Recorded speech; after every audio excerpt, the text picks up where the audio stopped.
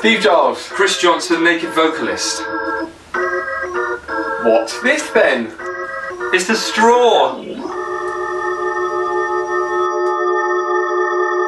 Now I'd love to say we were sipping cocktails on the Copacabana with this straw just now, but unfortunately not. It's actually part of a less known exercise for warming up.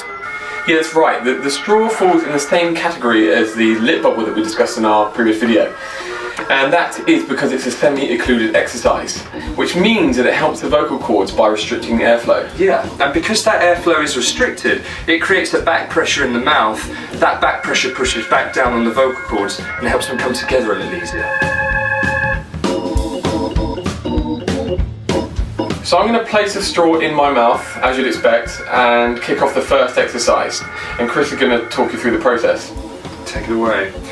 So what Steve's going to do is go from the very bottom and just glide up. Most people call this a siren.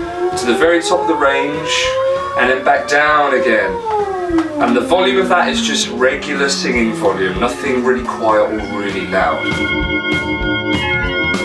Okay, so once you've done the sirens for 1 or 2 minutes, now it's time to get into what we call hills, and they are progressive hills of pitch through the straw again. Steve's going to demonstrate.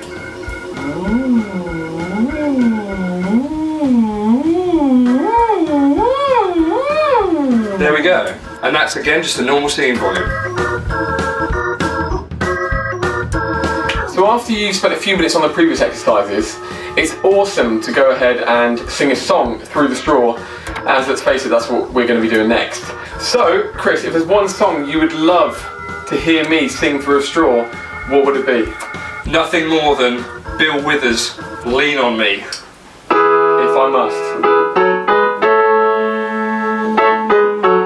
Oh yeah. Listen to it. Feel it. You can get into it, man. Just a normal singing volume. So there you have it, but here's a few tips to make sure you can get the best out of this. Now the first one is the type of straw that we're using is a cocktail straw and not a drinking straw. The cocktail straw is just that little bit thinner. It occludes the airflow more than a drinking straw, which provides better back pressure and hence support for the vocal cords. Yeah, and another thing to consider here is we come back to that very boring word we like to use all the time, which is consistency. It's a balance of tone and airflow across the entire exercise. When you kick off using the straw, you might feel that sometimes it stops. The exercise stops when you run up and down the scales, and that's often a sign that we're blowing too much air. Equally, you may think that there isn't too much going on, the sound is quiet, or it doesn't feel strong enough, and sometimes we can be holding back.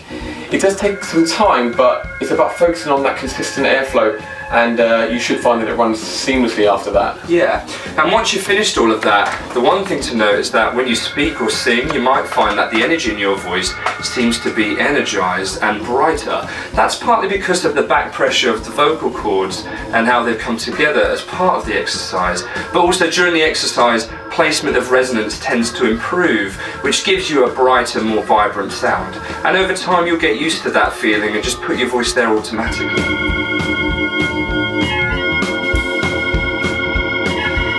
So there you have it, I hope that helps you guys and we'd love to hear how you got on. Now for more information and things like this, please visit us at thenakedvocalist.com, or for 2 weekly episodes we are doing a podcast on iTunes called The Naked Vocalist that you can subscribe to.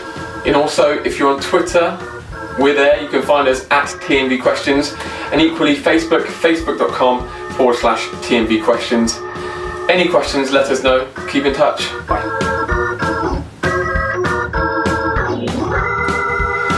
The brown ball paid the bank. The brown ball paid the bank. Yeah.